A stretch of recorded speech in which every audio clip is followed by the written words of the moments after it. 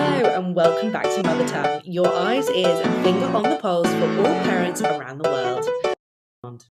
Let's get going, shall we? Frankie, you're back in the hot seat today, episode 2. Are you ready to be quizzed again? I am. I'm loving it. It's so fun. Do you know what? I feel like I'm learning so much. I'm really enjoying this. After this, honestly, after all these episodes, you'll be like, right, husband, we're moving, kids, we're moving. Exactly. We're Pack off. up the bags. Then I've done my job. So today we're going to talk all about cultural insights and adaptations, because I feel like there is a big piece to this. And I feel like depending on what part of the world you're moving from, lots of the information that you might be hearing from people who live in the same country as you or the local news is often quite warped. And I find this, being a Brit who's living in Dubai, for example, that the British media paints a bad picture of Dubai sometimes, and I'm like, Terrible. hun, it's great over here. Don't know what you're talking about. Yeah. So Do you know what's funny though? People say that about here, and then they say to me, Frankie, don't say it's so good, because then everyone will start coming, and this is like our secret gem.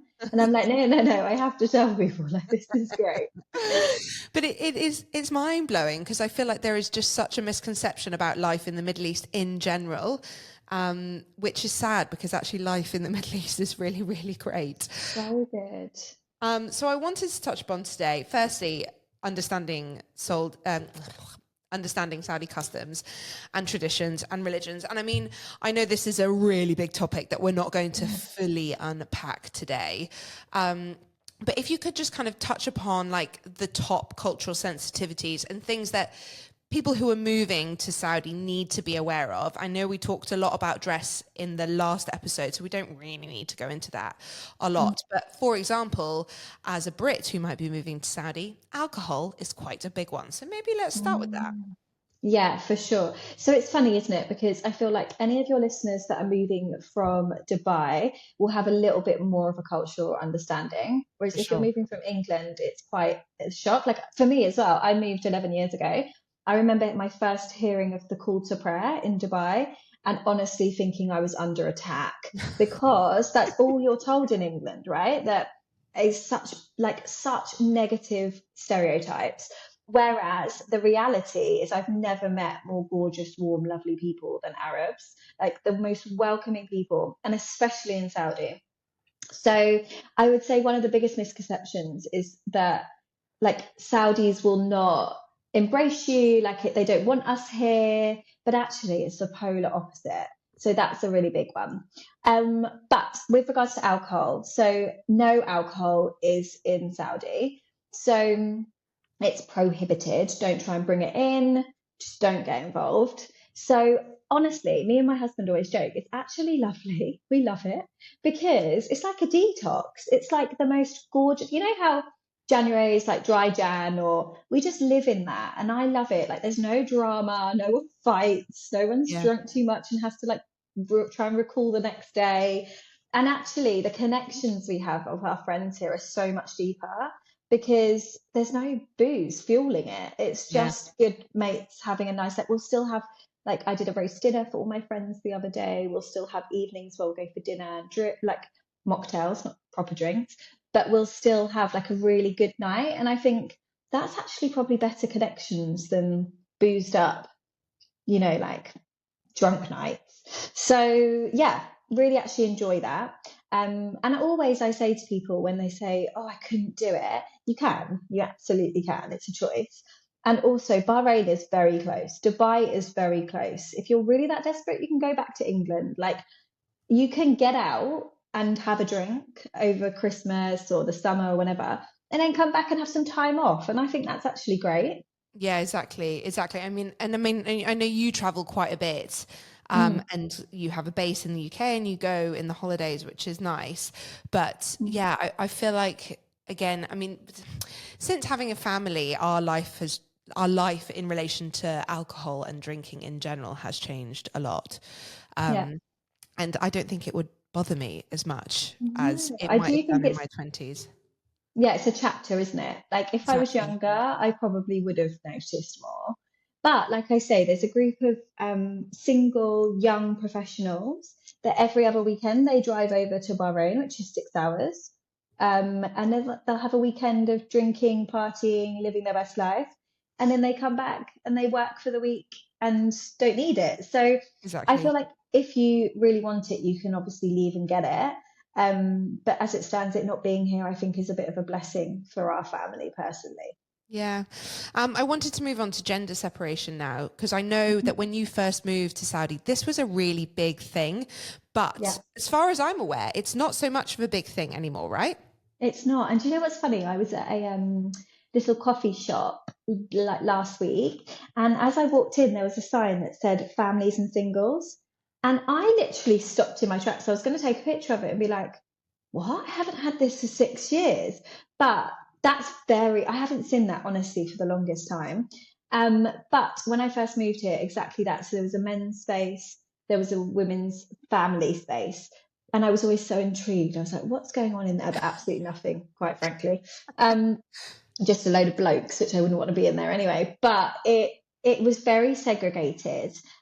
Different entrances at Starbucks, like women would go in one side, men would go in the other. It was so different, but that doesn't exist now. And also, there was no music in restaurants. There was big curtains that would like close like the booths off. So it was just so different. There was a lot more privacy, but now like there's DJs in the restaurants. There's obviously lots of mingling and mingling at events. Like, for example, last night I was at Shaloub held an event for their Fashion Lab initiative. So upcoming talent, and there was men designers next to women designers mingling at this event. And we were on a rooftop of Iris, which obviously you've got in Dubai, overlooking the Fairmount, which is gorgeous. And I just felt like, wow, like I could be in Dubai minus the booze. And it just felt so lovely, like a really good energy. I love that. I love that. I love that so much is changing as well. So And I much. mean, I remember when we were at our event recently, so many people were asking, oh, are men allowed to come to the event? And I'm guessing so many events are now kind of co-ed. Yeah, Co-ed, the right word to say?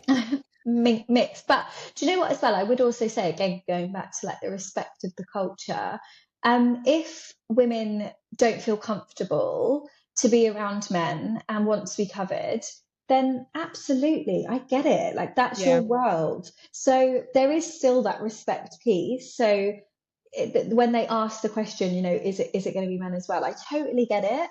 And even like, for example, in our compound, obviously we'll talk about the compounds, but we're in a gated community. And my Saudi girlfriend came to the pool the other day, and when she's with just me, will wear her swimsuit, but she'll always ask, "Is your husband going to be there?" If Michael is there, she'll cover in her bikini. Is that what this Yeah. bikini? Yeah. Um, so again, I would never say, well, why are you being like that? No, no, no, no, no. Absolutely not. Like whatever makes you comfortable, I'm Yeah. here for. Yeah, I love that. I then wanted to move on to food because, again, food is Right. quite a big one and not so much kind of like local Saudi cuisine. But again, I remember when I first moved to Dubai, for example, not being able to buy pork products in a supermarket or get them readily in a restaurant. And I mean, things are changing quite a lot here now, but I'm guessing there's no pork in Saudi, or is there a little pork? And halal, everything is halal? Everything is halal and there's no pork. So I don't eat meat. So this doesn't affect my world massively. But I know, again, if anyone's having a massive craving for a bacon butty, they just go to Bahrain. Right. Or they'll go to Dubai. So again, same as alcohol. If you need your fix, just jump on out.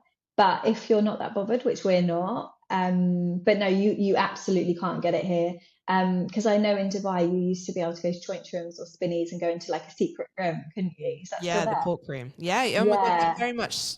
But every supermarket now has a pork room, and you Oh, can order pork online, for example, from the supermarket. stop. So Oh things my, that never used to be that way, yeah. it's very readily available now. Yeah, so we didn't even have spinnies before, and now we've got spinnies. So maybe in the future there would be that kind of setup because we've got those businesses. But it's the same with alcohol. There's always whispers that it's coming, but there's literally no confirmation or nothing. There's no reason there's whispers for that. So I feel like nothing's coming soon, just to preempt people. It's just not. It's still very much prohibited across pork and booze. And then when it comes to the religion, obviously, I'm guessing actually, are all Saudis Muslim? I feel like I should know the answer to this question, but is Muslim culture the only religion that is in Saudi amongst the local community?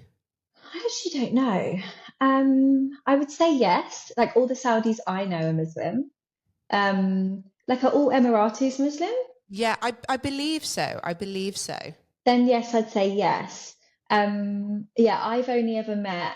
I know with regards to the Lebanese community, there's Christian, right? For sure. Yeah, There's a real so mix. yeah, but I don't think in Saudi I've ever met anyone that's not Muslim. And I mean, is the call to prayer, when they have the call to prayer, is it kind of blasted everywhere, throughout malls, throughout cafes, restaurants, schools? Like how does that work? Yeah, so the call to prayer is really loud and it's really funny. So at 7 o'clock-ish, there'll be a call to prayer, and my kids know that's bedtime, which I just think is brilliant. Please don't take that away, because they'll be like, oh, I go, look, he's telling you it's time for bed. So they go to bed. And then in the morning, there's one at like 4 a.m. And sometimes I'll hear MJ being like, he's telling me to wake up. I'm like, No, he's not. He's absolutely not. But yeah, that was a bit of a shock when we first moved to the Middle East, just because, again, I hadn't heard a call to prayer. But it's pretty loud. And there's mosques all over the city, because I think there is a rule that there needs to be one a certain amount between each other, so they do have to be everywhere.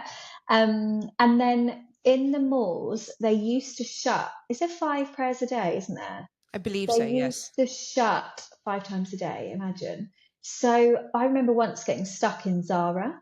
They closed it, and I was in there, and they were like, "We're going to pray," and I was like, "Okay," and I just had to wait. I just had to wait in this, like, when they put the banners down. I remember just being stuck in there. But that doesn't happen anymore. Now they don't close the stores. You hear the call to prayer in the mall, but honestly, I probably don't really notice it as much now, because we're just so used to it. Don't think they do it in schools, but they do have Islamic studies at school, which we opted out of because it's not like RE, for example, where it's an educational piece. It's not enforced, but it's more instilled in them. Okay. Whereas our children obviously aren't Muslim, so you can opt out of that. So Okay. I really want MJ and Mika, my children, to understand the religion. I love that they ask so many questions about it, but we wouldn't want them to become, well, actually, you do you. If you want to be Muslim, fine. But we're not obviously going to push that on them from the age of 6. No. So yeah, so they learn Arabic, which we absolutely love, but Islamic studies we've opted out of. And in terms of like music, so I remember back in the day in Dubai, you weren't allowed to play music before a certain time of day or after, I think it was a certain call to prayer, whereas Dubai has changed a lot. And I feel like there's music in most places all the time, all day or all night. Yeah. Is there still that kind of link and timings for music during the day? No, or do you have music all day? Yeah, music all day, which again, in the 6 years. So the funny thing is, Dubai's obviously changed a lot over 10 years, 15 years. Yeah. All of this has changed in Saudi in 5 years, which is so fast. So short. Think about, like how quickly it's all changing, but also so respectfully to the culture. So they're changing, but they're not doing it in a lightning speed, like a trashy way. They're doing it in a very acknowledging of actually the core needs to remain the same. So for example, they've launched a nightclub here, which is incredible. Wow. It's out in the DQ, and obviously there's no alcohol, but that wouldn't have existed before. So I think things like that they're changing, but still keeping it quite modest. Like you still have to be covered there, and there'd be no bees, but you could still have a good time. Love this. I love this. And then what about radio? Because I'm actually really intrigued by radio in general. Do you have both English and Arabic radio stations? Does the English radio station stop for call to prayer and things like that? No, I don't think it does, you know. There's two English, NBC and there's Saudi Radio, and they're both great. But I don't think they stop for the call to prayer, but they do have English songs. It's very commercial. Yeah, so I don't think they do stop. I haven't heard them stop. Wow. Okay, that's interesting. That's interesting. And then what about kind of language in general? Because I remember here, for example, and I think it's actually still the case, so I'm guessing it's very, very similar in Saudi. Things like when you go to the cinema, they block out certain scenes and certain clips that are What did slightly I go more and PG. see? I went and Less PG. saw what's the one that everyone's just been to see? Colleen is the author. It Ends With It ends with Us. us, yes. Oh my goodness. And I just wanted to watch all the kinky bits and there was none. And I was so sad. I was watching it and I was like, they definitely just did something. And then it's gone and I didn't see it. Oh, I was gutted. So me and some girlfriends, we often do a cinema date here and we always have to rewatch the film in our own home countries because we miss the good bits. So yeah, no kissing, no, yeah, like fun bits. I mean, 50 Shades of Grey would be all of 4 minutes here. Yes, yes. So yeah, that is still the same. But going back to language, it's interesting because I lived in, like I say, Dubai for 5 years and then I've been here 6. And in Dubai, I worked for a local company and I did not, because obviously Harvey Nichols was owned by a local company. I didn't learn one Arabic word. I think I probably knew shukran, and that was as far as I went. Whereas here, I make much more of a conscious effort. I do have to say Mafi Arabi quite a lot, which is no Arabic, and Shwaya, which is like little bit, like trying to like get little bits in. But the effort is there far more than I ever did in Dubai. And I mean, when you say the effort is there, what are you doing to learn the language? Do you have lessons? I know. So my husband does. I tried on an app called Diplo or something like this. Diplo. We'll put it in the show notes, I'm sure. But I just couldn't get to grips. So honestly, I'm not joking. I'm learning with my kids.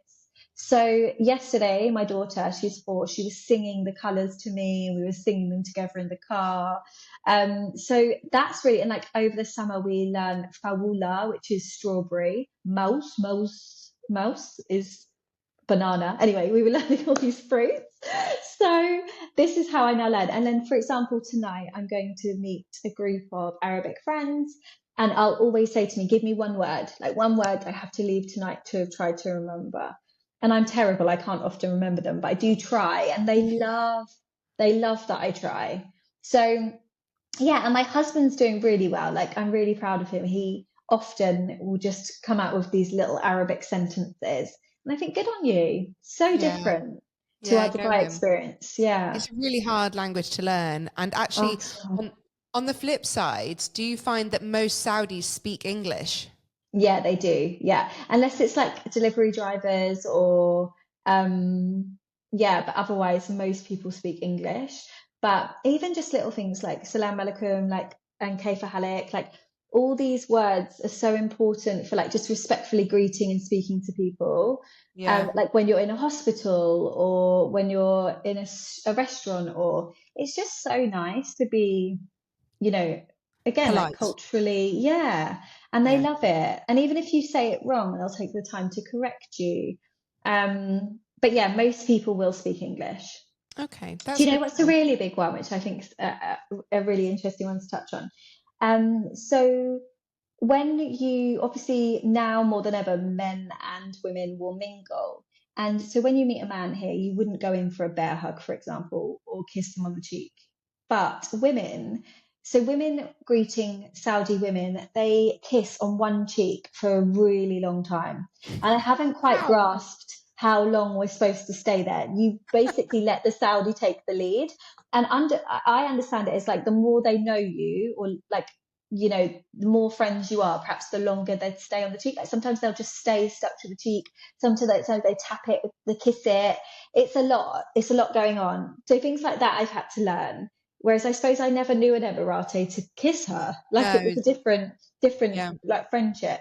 Whereas here, they're just so sweet in the way that they greet you. And that was a real learning curve for me, being like, what do I do? Like, because obviously French kiss on 2 cheeks, we kiss on 1, like all that.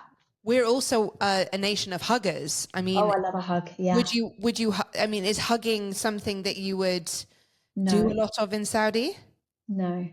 No hugs? Oh, no, I don't think I'd go in for a hug unless they hugged me first. But I'll never forget my husband saying to me once, I went to his office and he went, if you could just not be you for a minute, that would be great. He was like, don't try and hug people. Don't, because I am that person as well. I'll be like, hi, like just go straight in. He was like, if you could just avoid doing that to my CEO, that would be really, really great. Okay, noted. I love that. And then before we start to round up this episode, I wanted to touch upon Eid and Ramadan, because Eid and Ramadan are obviously 3 very large social calendar events. Not social, that's the wrong word, but they're well-respected calendar events. I mean, it's kind of like our Christmas. That's how important it is to the locals in this part of the world. And I remember back in the day, Ramadan, especially when we first moved here, you couldn't drink water in your car, you couldn't chew gum in your car, you couldn't do anything like that out in public. In the privacy of your own home, if you weren't Muslim and you wanted to eat during the day, that was fine, but we couldn't eat at our desks at work, or the cafes were either closed or totally covered behind like curtains. It was a very, very different way of life, and there was no alcohol during Ramadan at all. And then Eid came and it was a massive celebration. Can you just talk us through a little bit about what life is like during Ramadan and Eid in Saudi? Yeah, it's so funny because when you're saying it, I remember all of that in Dubai. I remember so vividly my first Ramadan and being so out of my depth and not knowing what I was doing. And now I'm so in tune with it, and I obviously know all the details. And it's exactly the same here as it was then in Dubai. So you cannot drink or eat in the hours of sunlight. And something really interesting in the Middle East is this. So a lot of the religious pieces like Ramadan are law, they're Sharia law. So they're not just something as a like, oh, we'll just be respectful and we won't do that. It's actually part of the law. So you could get in big trouble for drinking water in your car, or you could, or, just being out of sync of the rules of Ramadan, I suppose. Yeah. So no water, no, you can't have chewing gum, exactly. No, no eating. Everything is closed. Literally everything is closed. No restaurants, no even curtains over restaurants. There's nothing open at all. So what happens is the days are shorter for working people. So, for example, my husband, they get a shorter day because obviously they're not fasting. They can't then be in the office all day, not eating and drinking. So the days are shorter. The kids' days are shorter at school, although they don't fast. You don't fast until you hit puberty. But honestly, I'm so used to it now. And also, if I really feel like I don't want to be around for it, I leave. Again, like that's the luxury. Yeah. We're not bound to the country we can go. So as Ramadan tends to be at the moment around Easter holidays, I tend to just go back to England and just be there. So actually, it doesn't overly affect my world. But when I am here, I'm obviously super respectful. In the compounds, it's not a problem because it's effectively you're in your own space and you can have water and food. But yeah, it gets really quiet. And do you know what? It's the loveliest time of year. Like you said about that religious festival piece, like how we feel about Christmas. Ramadan is so amazing for like purity. They really talk about, they don't have bad thoughts, you don't have negative thoughts in Ramadan. You really use the time to give to charity, to look after yourself. There's a lot of like workouts that are a bit slower, just really like cleansing yourself. And I think, again, like let's learn a little bit from this culture. Yeah. And an amazing month of just pure spiritual energy and gratitudes, and I And giving love back. that. Yeah, so do Yeah. I. So do I. And I love all the amazing things that different companies and people do, both professionally and personally, to give back to different communities during that time. And there's a real good energy in Dubai. And I'm guessing it's very, very similar in Saudi. I did want to ask, though, what is it like in schools? So for your kids, for example, if they were at school during Ramadan, are they able to eat? Are the hours shorter? Is it different for children? Yeah, so the hours are shorter, but they can eat. So until they get to a certain stage. But what we found with some of our Saudi friends is their kids actually want to do Ramadan. They want to experience it and get involved, and so they fast as well. But it's a choice up until a certain age. Okay, that's good to know. And then, are there any other kind of like final tips and tricks that you can leave us with today? Any particular do's and don'ts that are really culturally relevant to Saudi?